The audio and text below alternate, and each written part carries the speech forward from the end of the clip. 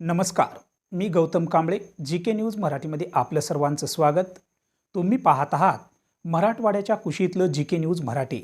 आता घेऊ विविध क्षेत्रातील राजकीय, सामाजिक, आर्थिक, कृषी आणि क्रीडा व तसेच शैक्षणिक विषयी घडामोडींचा आढावा. चला तर वळूया पुढील बातमीकडे.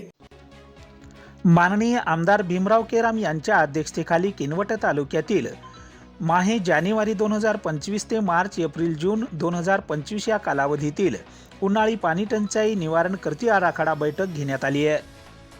या बैठकीला तालुक्यातील सरपंच, सर्व ग्रामपंचायत अधिकारी व तालुका विभाग प्रमुख उपस्थित होते. तहसील कार्यालयाचे नायब तहसीलदार शेख लतीफ, गट विकास अधिकारी कार्यालयाचे सहाय्यक गट विकास अधिकारी पुरुषोत्तम वैष्णव, किनवट पंचायत समितीचे माजी सभापती दत्ता आडे, पाणी पुरवठा विभागाचे उप अभियंता गोविंदवाड, किनवट पंचायत समिती विस्तार अधिकारी गायकवाड वसंत वाघमारे आदी सर्व अधिकारी उपस्थित होते.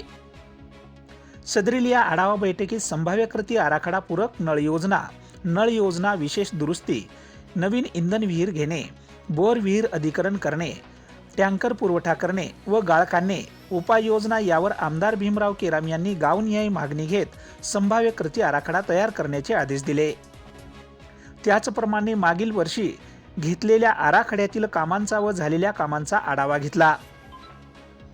सदरील पूर्ण झालेल्या कामाचे अप्राप्त निधी याबाबत सविस्तर चर्चा केली.